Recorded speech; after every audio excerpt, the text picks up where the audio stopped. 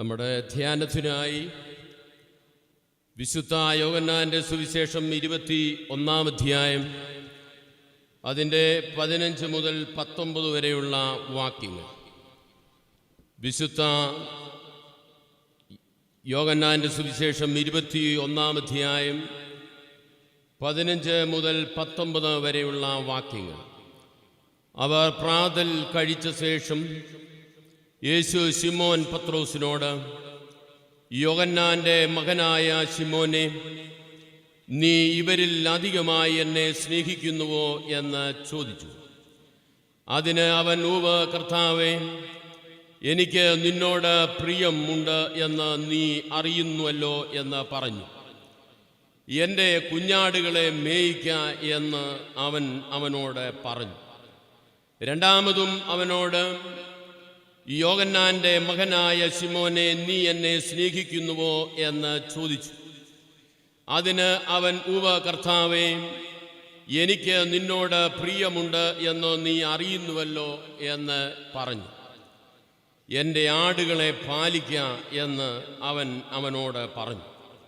മൂന്നാമതും അവനോട്, യോഹന്നാന്റെ മകനായ ശിമോനെ, നിനക്ക് എന്നോട് പ്രിയമുണ്ടോ എന്ന് ചോദിച്ചു.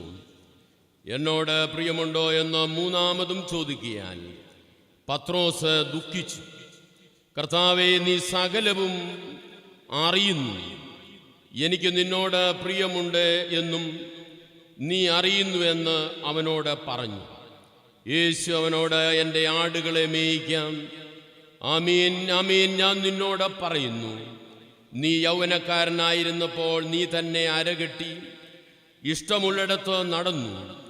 വയസ്സനായ ശേഷമോ നീ കൈ നീട്ടുകയും മറ്റൊരുത്തൻ നിന്റെ അരകെട്ടി നിനക്ക് ഇഷ്ടമില്ലാത്തയിടത്തേക്ക് നിന്നെ കൊണ്ടുപോവുകയും ചെയ്യും എന്ന് പറഞ്ഞു. പ്രാർത്ഥിക്കും. നിത്യനായ ഞങ്ങളുടെ സ്വർഗീയ പിതാവാം ദൈവമേ,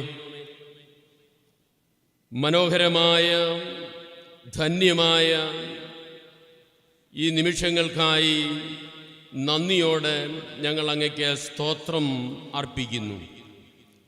അനുഗ്രഹീതമായ ഈ ശുശ്രൂഷയിലൂടെ പട്ടത്ത ശുശ്രൂഷയിലേക്ക് പ്രവേശിക്കുവാനായിട്ട് ഒരുങ്ങുന്ന ഞങ്ങളുടെ പ്രിയപ്പെട്ട ബ്ലസൻ ശമാശിനു വേണ്ടിയും ക്രിസ്റ്റി ശമാശിനു വേണ്ടിയും പ്രത്യേകം ഞങ്ങൾ പ്രാർത്ഥിക്കുന്നു. അനുഗ്രഹീതമായ ഈ ശുശ്രൂഷ ഇടങ്ങളിലേക്ക് പ്രവേശിക്കുവാൻ നിന്റെ മക്കളെ നീ ബലപ്പെടുത്തുകയും ശക്തീകരിക്കുകയും ചെയ്യണം. ഇന്നത്തെ ഈ ധന്യതയാർന്ന ശുശ്രൂഷയ്ക്ക് ഒന്നോർത്ത് നൽകുന്ന അഭിവന്യ കുർലോസ് തിരുമേനിക്കായി, അഭിവന്യ തീത്തോസ് തിരുമേനിക്കായി നന്ദിയോടെ സ്തോത്രം ചെയ്യട്ടെ. കർത്താവേ, ഈ ശുശ്രൂഷയിൽ സംബന്ധിക്കുന്നതായ എല്ലാ വൈദിക ശ്രേഷ്ഠർക്കായും വിശ്വാസ സമൂഹത്തിനായും നന്ദി പറയുന്നു, സ്തോത്രം ചെയ്യുന്നു. ഇന്നത്തെ ഈ ശുശ്രൂഷ ഏറ്റവും ധന്യവും ഏറ്റവും അനുഗ്രഹവുമായി തീരുവാൻ ഇടയാക്കണമേ. വചനം ധ്യാനിക്കുമ്പോൾ കർത്താവേ, ഏത് ആത്മാവിൽ വചനം രചിക്കപ്പെട്ടുവോ അതേ ആത്മാവിൽ വചനം പങ്കുവയ്ക്കുവാനും വചനം ഞങ്ങളുടെ ജീവിതത്തിൽ സംശീകരിക്കുവാനും ഞങ്ങളെ ഇടയാക്കുകയും ചെയ്യണമേ എന്ന് പ്രാർത്ഥിക്കുന്നു. സകലവും യേശുവിൻ്റെ നാമത്തിൽ താഴ്മയായിട്ട് അപേക്ഷിക്കുന്നു. കൃപയോടെ കേൾക്കണമേ. ആമേൻ. അഭിവന്യ doctor Youakim Mar Coorilos suffragan metropolitan തിരുമേനി, അഭിവന്യ ഡോക്ടർ തോമസ് മാർ തീത്തോസ് എപ്പിസ്കോപ്പ തിരുമേനി, വന്യ വികാരി ജനാളന്മാരെ, വന്യ വൈദിക ശ്രേഷ്ഠരെ, വിശ്വാസ സമൂഹമേ, നിങ്ങൾക്കെല്ലാവർക്കും യേശുക്രിസ്തുവിൻ്റെ നാമത്തിൽ സ്നേഹ വന്ദനം ഈ അവസരത്തിൽ അറിയിക്കുന്നു. ഏറ്റവും മനോഹരമായ ധന്യമായ ഒരു പ്രഭാതത്തിൻ്റെ നിമിഷങ്ങളിലൂടെയാണ് നമ്മൾ ഓരോരുത്തരും കടന്നു പോകുന്നത്. രണ്ട് വ്യക്തികളെ കൂടെ ദൈവരാജ്യത്തിൻ്റെ ധന്യതയാർന്ന ഇടയാ ശുശ്രൂഷയിലേക്ക് നിയോഗിക്കുന്ന ഈ നിയോഗ ശുശ്രൂഷയിൽ നമ്മൾ സംബന്ധിക്കുന്നത് ഏറ്റവും ധന്യതയാർന്ന സന്തോഷകരമായിട്ടുള്ള അനുഭവമാണല്ലോ. ഈ തരുണത്തിൽ ദൈവ വചനം പങ്കുവയ്ക്കുവാൻ എനിക്ക് അവസരം ലഭിച്ചതിന് ഞാൻ ദൈവത്തോട് നന്ദി പറയുന്നു. അതിനവസരം ഒരുക്കി തന്ന അഭിവന്യ തിരുമേനിമാരോടും ഉള്ള പ്രത്യേകമായ സ്നേഹവും സന്തോഷവും ഈ അവസരത്തിൽ അറിയിക്കുകയാണ്. ദൈവ വിളി, God's calling and the ordained person's role as a servant and shepherd. ദൈവരാജ്യത്തിൻ്റെ അനുഗ്രഹീതമായ ശുശ്രൂഷ, ഇടയ ശുശ്രൂഷ, അതിനോടൊപ്പം തന്നെ അത് ഒരു ദാസ്യ ശുശ്രൂഷയും കൂടെയാണ്. ഇന്ന് 3 കൂദാശകൾ സമന്വയിക്കുന്ന സുന്ദരമായ ശുശ്രൂഷയാണ്. ഈ ശുശ്രൂഷയിലൂടെ പട്ടത്വ ശുശ്രൂഷയിലേക്ക് പ്രവേശിക്കുന്നവർക്കും പ്രവേശിച്ചവർക്കും ആത്മായർക്കും ഈ ശുശ്രൂഷയുടെ മഹത്വം എന്താണ്, അതിൻ്റെ ആഴം എന്താണ് എന്നുള്ളത് എല്ലാവർക്കും അറിയാവുന്നതായിട്ടുള്ള കാര്യങ്ങളാണ്.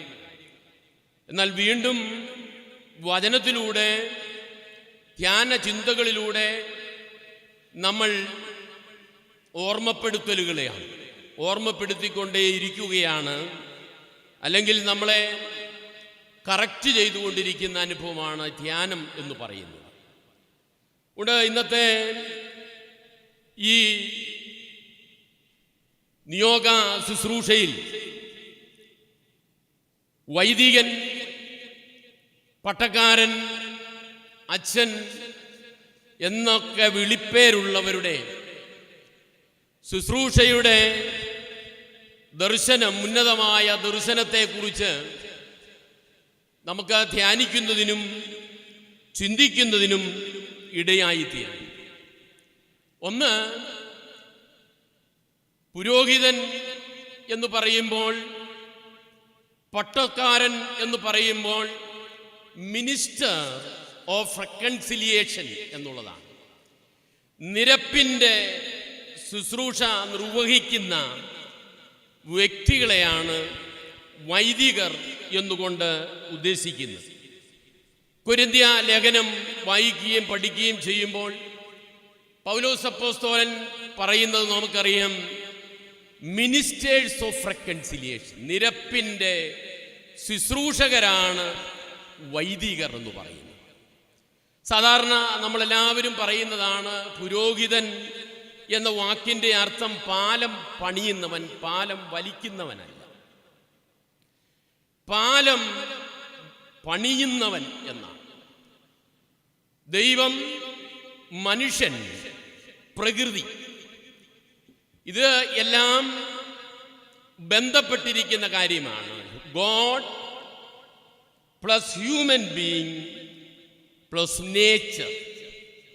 അപ്പോൾ ഇതെല്ലാം തന്നെ ബന്ധിപ്പിച്ച് നിർത്തുന്ന അനുഗ്രഹീത ശുശ്രൂഷയിൽ മുന്നേറേണ്ടവനാണ് ഒരു വൈദികൻ എന്ന് പറയുന്നതിലൂടെ അർത്ഥമാക്കുന്നത്. 2, പുരോഹിതൻ എന്ന് വിവക്ഷിക്കുമ്പോൾ പുരോഹിതനിൽ പ്രതിഫലിക്കേണ്ടതായ, റിഫ്ലക്റ്റ് ചെയ്യേണ്ടതായ പല കാര്യങ്ങളുമുണ്ട്.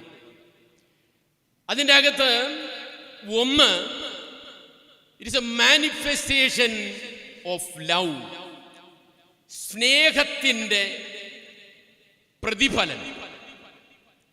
ഇവിടെ നമ്മൾ വായിച്ച വേദഭാഗം നമുക്കെല്ലാവർക്കും സുപരിചിതമാണ്. പത്രോസിനെ കർത്താവ് തിരികെ വിളിച്ച് ഈ വലിയ ദൗത്യം നിർവഹിക്കുവാൻ നിയോഗിക്കുന്നു. അപ്പോൾ അതിൻ്റെ എൻട്രൻസ് എക്സാം അല്ലെങ്കിൽ ടെസ്റ്റ് എന്ന് പറയുന്നത് ഒറ്റ കാര്യം മാത്രമേ ഉള്ളായിരുന്നു. നമുക്ക് ഈ BD-ക്കൊക്കെ എൻട്രൻസ് എഴുതുമ്പം 3 പേപ്പറുകളാണ്. പിന്നെയും തീരാത്തത് കൊണ്ട് ഇൻ്റർവ്യൂസ് ഉണ്ട്. അപ്പോൾ ഇവിടെ പത്രോസിൻ്റെ നിയോഗത്തിന് കർത്താവ് ഒരൊറ്റ ടെസ്റ്റ് മാത്രമേ നടത്തിയുള്ളൂ. അത് 3 വട്ടം ഒരു ചോദ്യം തന്നെ കർത്താവ് പത്രോസിനോട് ആവർത്തിക്കുന്നതാണ്. നമുക്കെല്ലാവർക്കും അറിയാം. യോഹന്നാന്റെ മകനായ ശിമോനെ, നീ എന്നെ സ്നേഹിക്കുന്നു.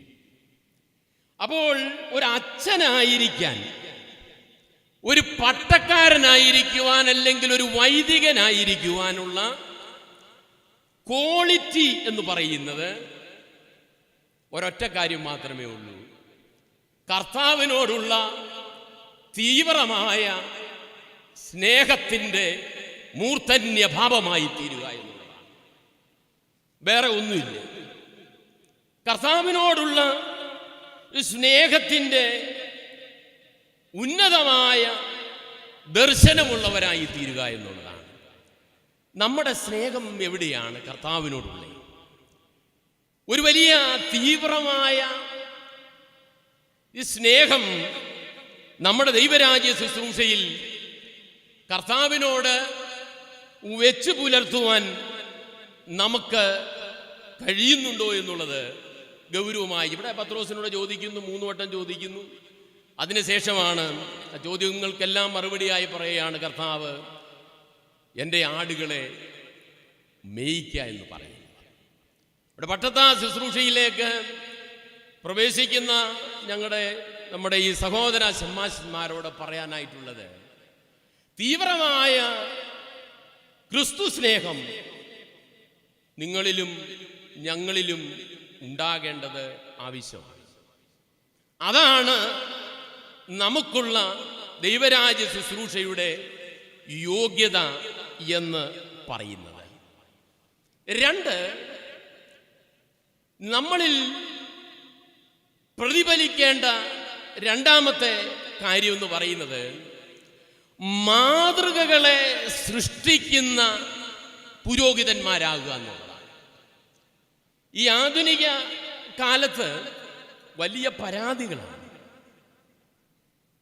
സഭയെക്കുറിച്ച്, മെത്രാച്ചന്മാരെ കുറിച്ച്,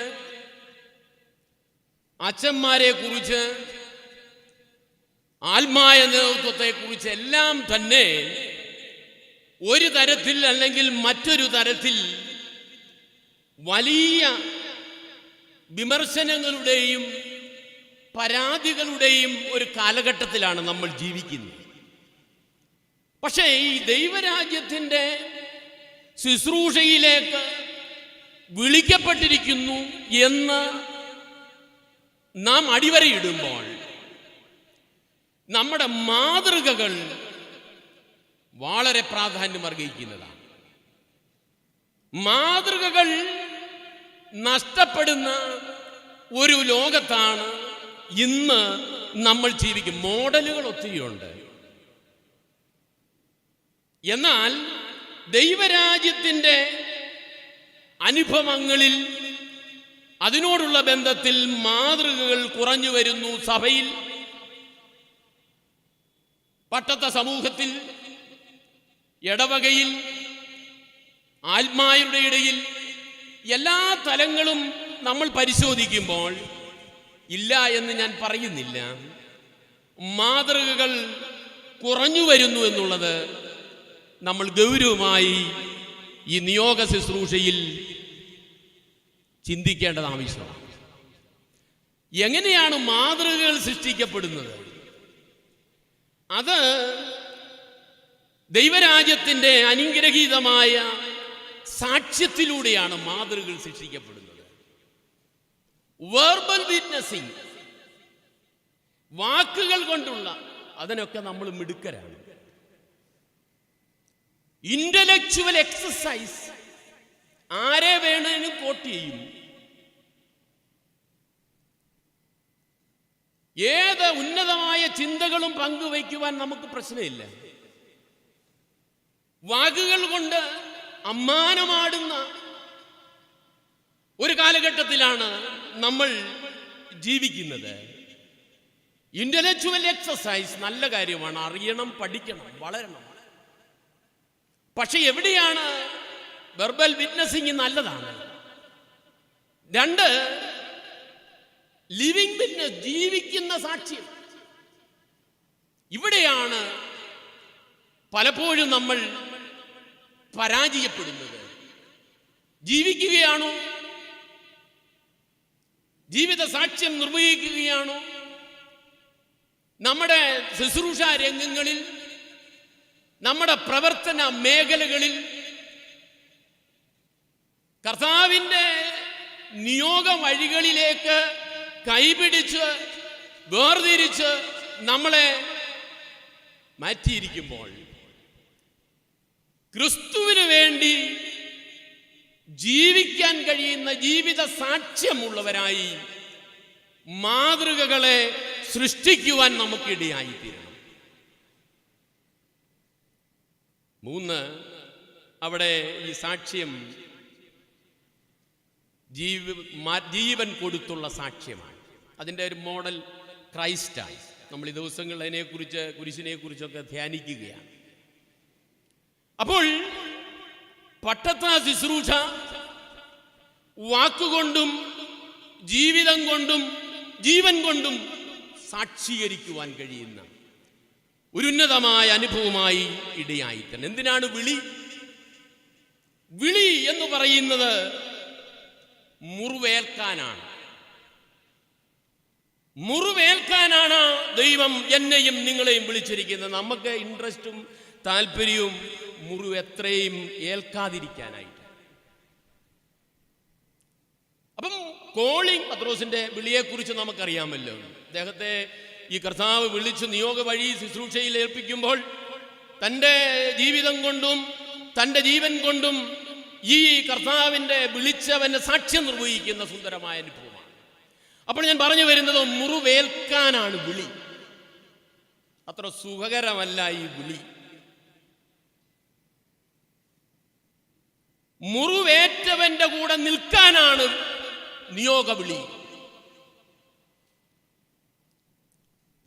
ജൂയിഷ് ട്രഡീഷൻ അനുസരിച്ച് നമുക്കറിയാം, പഴയ നിയമം വായിക്കുമ്പോൾ പുരോഹിതൻ, രാജാക്കന്മാർ, പ്രവാചകന്മാർ ഇവരെല്ലാം തന്നെ അഭിഷക്തരാണ്, അഭിഷേകം ചെയ്യപ്പെട്ടവരാണ്. പുരോഹിതൻ, രാജാവ്, പ്രവാചകന്മാർ ഇവരെല്ലാം അഭിഷേകം ചെയ്യപ്പെട്ടവരാണ്. എന്തിനു വേണ്ടിയാണ് അഭിഷേകം ചെയ്യപ്പെട്ടത്? കാഴ്ചയിൽ, കാഴ്ചപ്പാടിൽ വ്യത്യസ്തരായിരിക്കണം. കാഴ്ചയിൽ, കാഴ്ചപ്പാടിൽ വ്യത്യസ്തരായിരിക്കണം. എന്തുകൊണ്ട്? നമ്മൾ അഭിഷേകം ചെയ്യപ്പെട്ടവരാണ്. അല്പം കഴിയുമ്പോൾ പ്രിയപ്പെട്ട ശമ്മാശന്മാരെ കുരിശു വരയ്ക്കും, തല കുനിച്ചു കൊടുക്കും. അപ്പം മറന്നു പോകരുത്, ജീവിതാന്ത്യം വരെയും കുനിച്ചതും തല കുനിച്ചതും വരച്ചതും ദൈവരാജ്യത്തിന്റെ ധന്യതയാർന്ന സാക്ഷ്യനിർവഹണത്തിനാണെന്നുള്ള ബോധ്യം. എവിടെയാണ് മുഴങ്കാലുകളെ മടക്കിയുന്നത്? എവിടെയാണ് തലകുനിക്കുന്നത്? ദൈവത്തിന്റെ സന്നിധിയിലാണെന്നുള്ള ദർശനം. അതുകൊണ്ട് ഈ അഭിഷേകത്തിലൂടെ കാഴ്ചയും കാഴ്ചപ്പാടും വ്യത്യസ്തമാകും. മുറിവുകളെ കെട്ടുന്നവരാകും. മുറിവ് ഏറ്റവന്റെ കൂടെ യാത്ര ചെയ്യുന്നവരായിരിക്കും ശമരിയാക്കാരൻ. ഇതാണ് നല്ല ഒരു പട്ടക്കാരന്റെ പിക്ചർ എന്ന് പറയുന്നത്, ശമരിയാക്കാരൻ്റെയാണ്. മുറിവ് കെട്ടുന്നവനും മുറിവേറ്റവന്റെ കൂടെ യാത്ര ചെയ്യുന്നവനുമായി തീരുവാനിടയായി തീരണം. ഫുൾട്ടൻ ജേഷീൻ പറയുന്നത്, ഒരു മെത്രാന്റെയും വൈദികന്റെയും മൂല്യം നിർണയിക്കുന്നത് ജീവിതത്തിന്റെ ദൈർഘ്യം പരിഗണിച്ചല്ല, ജീവിതത്തിന് എന്ത് സംഭാവന ചെയ്തു എന്നതിനനുസരിച്ചാണ്. ജീവിതത്തിൻ്റെ ദൈർഘ്യം അനുസരിച്ചല്ല മൂല്യനിർണയം. നമ്മുടെ ജീവിതത്തിലൂടെ ദൈവരാജ്യ കെട്ടുപണിക്കായി, മഹത്വത്തിനായി എന്ത് കോൺട്രിബ്യൂട്ട് ചെയ്തു എന്നുള്ളതാണ്. അതിനുവേണ്ടിയാണ് അതിൻ്റെ പ്രതിഫലനങ്ങളായി മാറുവാൻ പട്ടത്താ സമൂഹത്തിന് നിയോഗിതരാകുന്ന പുതിയ ജീവിതങ്ങൾക്ക് ഇടയായി തീരണം. മുന്ന് നമുക്കെല്ലാവർക്കും അറിയാം, ഈ കോളിംഗ് എന്ന് പറയുന്നത് proclamation of the word of God. അപ്പൊ അതിൻ്റെ അത് പറയുന്നുണ്ട്, എന്നോടുകൂടെ ഇരിക്കാൻ, രോഗികളെ സൗഖ്യമാക്കാൻ, ഭൂതങ്ങളെ പുറത്താക്കാൻ. അപ്പം വിളി എന്ന് പറയുന്നത് എവിടെ ഇരിക്കാനാ? ക്രിസ്തുവിനോടുകൂടെ ഇരിക്കാൻ. അവിടെ ആണോ ഇരിക്കുന്നത് എന്നുള്ളതാണ് പ്രശ്നം. ദൈവം ഒരാളെ വിളിക്കുന്നത് വിളിയിലൂടെ, നിയോഗത്തിലൂടെ, കർത്താവ് നമ്മളെ പഠിപ്പിക്കുന്നതും ഓർമ്മിപ്പിക്കുന്നതും ശിഷ്യന്മാരെ നിയോഗിക്കുന്നതും കർത്താവിനോടുകൂടെ നിരന്തരമായ ക്രിസ്തുവിൻ്റെ സാന്നിധ്യം അനുഭവിക്കുന്നവരായി തീരുക. എവിടെ ആയിരിക്കുന്നതെന്നൊക്കെ ഉള്ളത് നമ്മൾ തന്നെ ചിന്തിക്കുന്നത് നല്ലതായിരിക്കും. 2, സൗഖ്യം കൊടുക്കുക, സുഖം പകരുന്നവരായി തീരണം. നമ്മുടെ പ്രസൻസ് ഇടവകയിൽ, നമ്മുടെ പ്രവർത്തന മേഖലകളിൽ ഒരു വൈദികൻ എന്ന നിലയിൽ മറ്റുള്ളവർക്ക് അവരുടെ മനസ്സിന് കുളിർമ പകരുന്ന അനുഭവമായി മാറി. അതോ നമ്മുടെ സാന്നിധ്യം അവർക്ക് അസ്വസ്ഥത ഉളവാക്കുന്നതാണ്.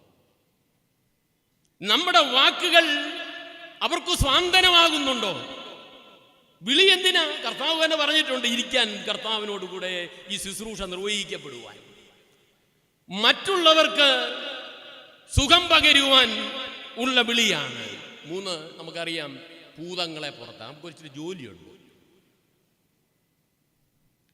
സഭയിൽ, ഇടവകയിൽ, കുടുംബങ്ങളിൽ ഉയർന്നു വരുന്നതായ ഈവിൾ ഫോഴ്സിനോട് ഫൈറ്റ് ചെയ്യാനാണ് ഒരു പട്ടക്കാരൻ. കർത്താവ് അത് പറഞ്ഞിട്ടുണ്ടല്ലോ, ഭൂതങ്ങളെ പുറത്താക്കണം. അപ്പൊ ഇനി ഭൂതം എന്താന്നൊക്കെ ഉള്ളത് നമ്മൾ ചിന്തിച്ചുകൊണ്ടിരിക്കുകയാണ്. അപ്പോൾ ഇവിടെ 3 കാര്യങ്ങളാണ് അവിടെ പറഞ്ഞിരിക്കുന്നത്. കൂടെ ഇരിക്കാനും, സുഖം പകരുവാൻ, സൗഖ്യം പകരുവാൻ, മുറിവ് കെട്ടുവാൻ, മുറിവേറ്റവന്റെ കൂടെ മുൻപോട്ട് പോകുവാൻ, ദൈവരാജ്യത്തിന്റെ ഉന്നതമായ ദർശനങ്ങൾക്ക് വിപരീതമായി വരുന്ന എല്ലാറ്റിനെയും തച്ചുടയ്ക്കുന്ന ദൈവിക ദർശനത്തിന്റെ പാതയിൽ നിൽക്കുവാൻ പട്ടത്ത സമൂഹത്തിന് ഇടയായിത്തീരണം. അതിനുവേണ്ടിയാണ് ദൈവം വിളിക്കുന്നത് ഹൃദയത്തിൽ തൊടുന്ന ശുശ്രൂഷ. ഈ ദിവസങ്ങളെല്ലാം അങ്ങനെയുള്ള ഒരു ശുശ്രൂഷയെക്കുറിച്ചാണ് നമ്മൾ ധ്യാനിച്ച്, നമ്മളെങ്കിലും വായിച്ച് ധ്യാനിക്കുന്നത്.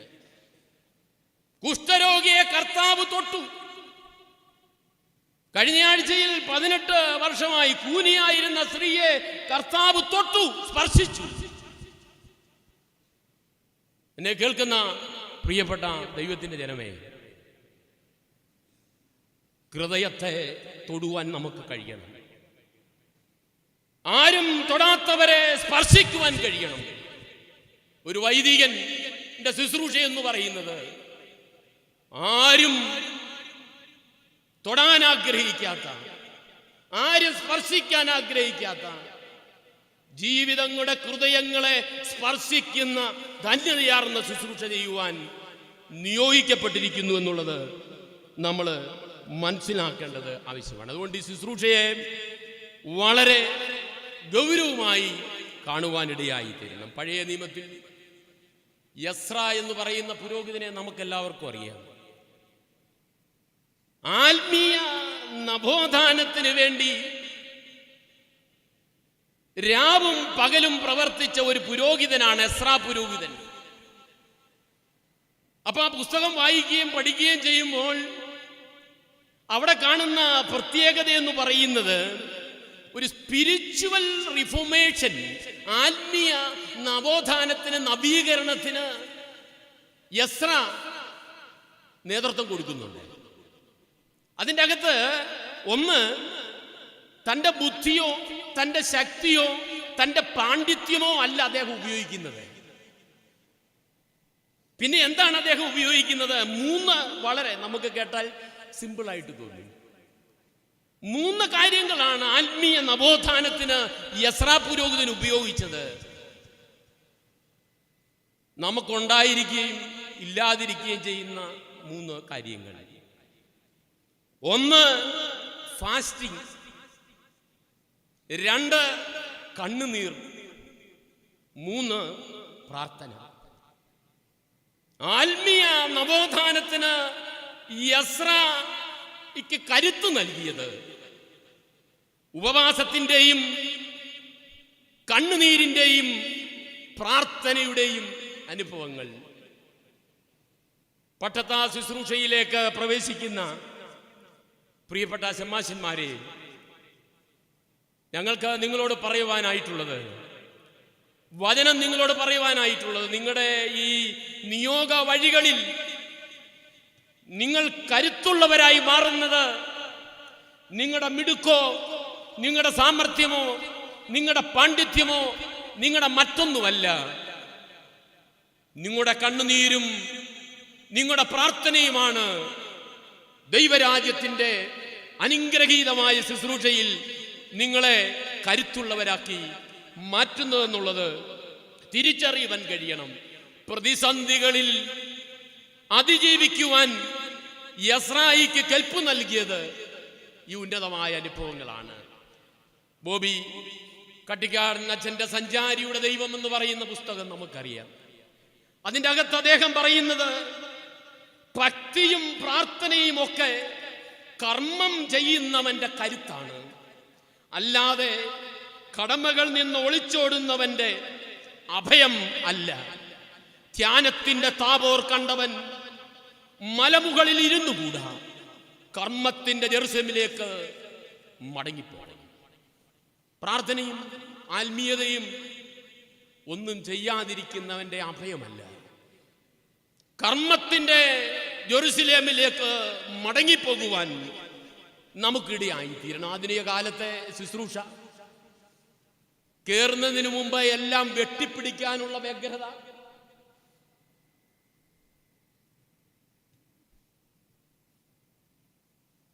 ഒരു കംഫർട്ട് സോണിലോട്ട് മാറാനുള്ള വ്യഗ്രത,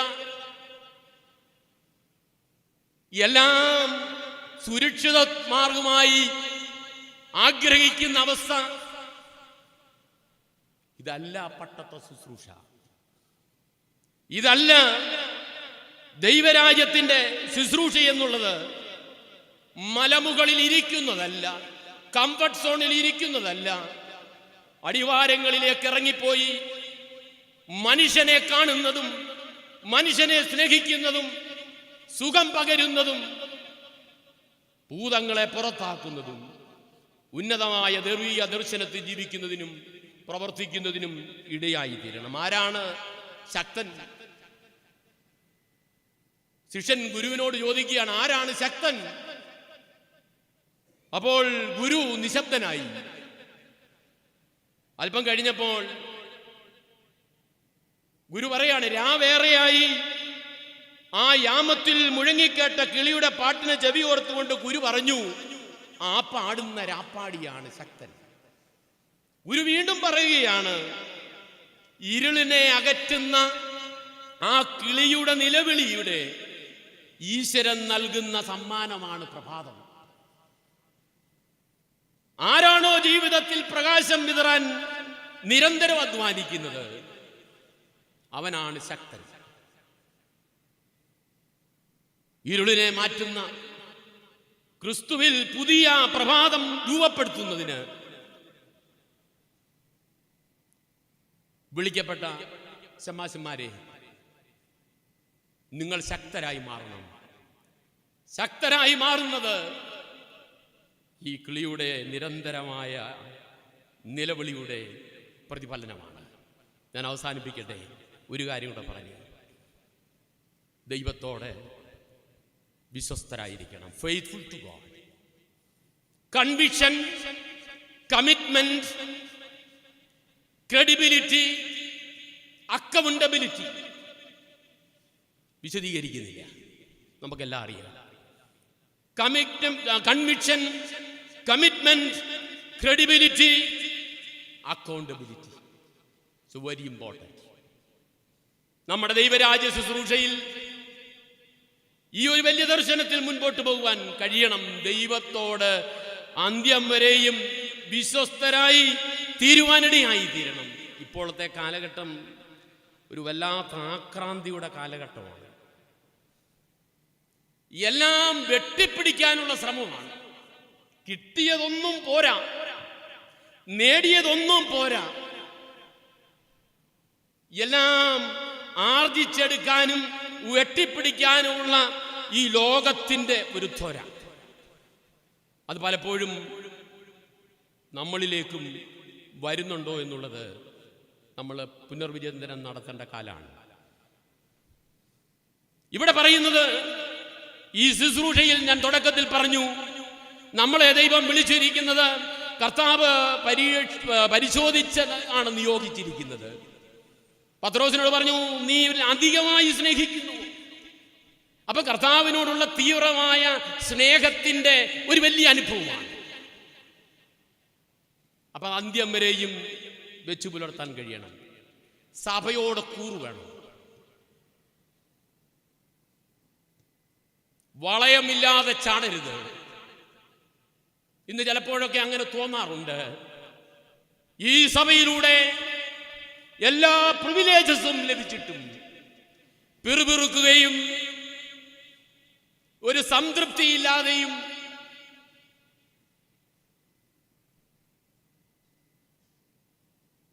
പ്രവർത്തിക്കുന്ന പ്രവർത്തനങ്ങളെ ദർശിക്കുവാൻ കഴിയും. ദൈവത്തോട് നല്ല തീവ്രമായ സ്നേഹം, സഭയോട് ഒടുങ്ങാത്ത കൂറ് വെച്ചു പുലർത്തുവാൻ നമുക്ക് ചിലതൊക്കെ ഇഷ്ടപ്പെടാതെ വരും. നമ്മുടെ താല്പര്യങ്ങൾക്കനുസരിച്ച് എല്ലാം നടക്കണം എന്നില്ല.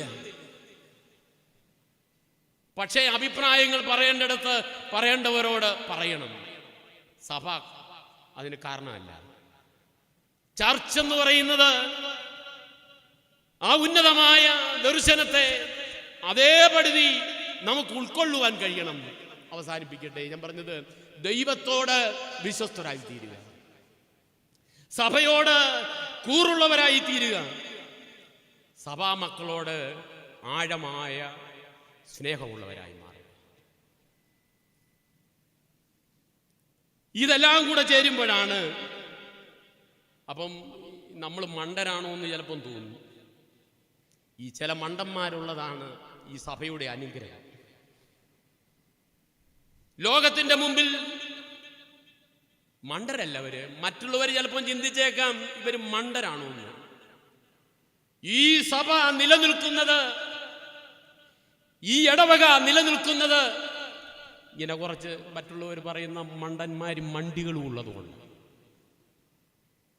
ഈ സഭ നിലനിൽക്കുന്നത് കഴിഞ്ഞ കാലങ്ങളിൽ ഒന്നും പ്രതീക്ഷിക്കാതെ അനുഗ്രഹീതമായ ശുശ്രൂഷ നിർവഹിച്ച അനേക വൈദികരുടെ, ആത്മായ നേതാക്കളുടെ, മെത്രാച്ചന്മാരുടെ കണ്ണുനീരും പ്രാർത്ഥനയും. അതുകൊണ്ട് എനിക്ക് അവസാനിപ്പിക്കുമ്പോൾ പറയാനുള്ളത്, ദൈവത്തോട് വിശ്വസ്തരായി ജീവിക്കുവാൻ നമുക്കിടയായി തീരണം. പട്ടവേറ്റ ആദ്യകാലങ്ങളിൽ അഭിമന്യ കുർലോസ് തിരുമേനി ഒരു മീറ്റിംഗിൽ പറഞ്ഞു, മാനിക്കേണ്ടവനെ ദൈവം മാനിക്കും, ദൈവത്തെ മാനിക്കുന്നവനെ ദൈവം മാനിക്കും. ഒന്നിനെ കുറിച്ചും ഭാരപ്പെടേണ്ട കാര്യമില്ല. ദൈവം നമ്മളോട് കൂടെ. അതാണല്ലോ നമ്മുടെ സന്ദേശം എന്ന് പറയുന്നത്.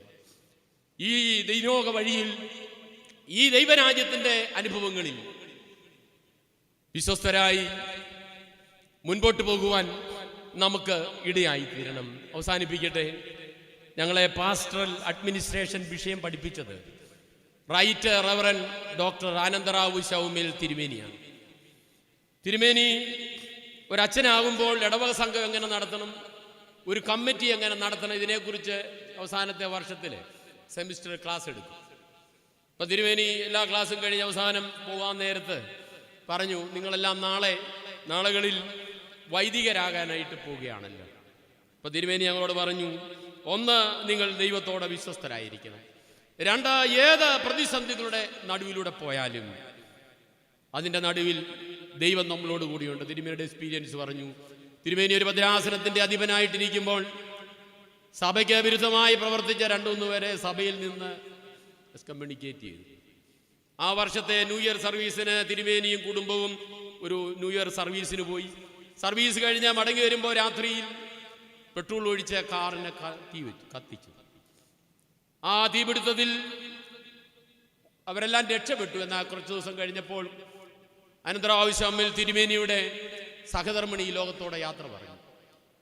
അപ്പോൾ തിരുമേനി പറഞ്ഞു, ഗോഡ് ഈസ് ഫെയ്ത്ത്ഫുൾ. നിങ്ങളുടെ മിനിസ്ട്രിയിൽ ക്രൈസിസ് വരാം, സഫറിങ് വരാം, പെയിൻഫുൾ എക്സ്പീരിയൻസസ് വരാം. പക്ഷേ നിങ്ങൾ ഒരു കാര്യം ഓർക്കണം. പോകാൻ നേരത്തെ ഞങ്ങളോട് പറഞ്ഞു, ഗോഡ് ഈസ് ഫെയ്ത്ത്ഫുൾ. നമ്മുടെ ദൈവം വിശ്വസ്തനാണ്. വിളിച്ച ദൈവം വിശ്വസ്തനാണ്. ആ വിളിച്ച ദൈവത്തോടുള്ള ബന്ധത്തിൽ അനുഗ്രഹീതമായ ദൈവരാജ്യത്തിൻ്റെ ശുശ്രൂഷ നിർവഹിക്കപ്പെടുവാനും പ്രിയപ്പെട്ട സമ്മാശന്മാരെ ദൈവം തമ്പുരാൻ ശക്തീകരിക്കട്ടെ എന്ന് നമുക്ക് പ്രാർത്ഥിക്കാം. ഈ വചനങ്ങളാൽ ദൈവം നമ്മളെ അനുഗ്രഹിക്കട്ടെ.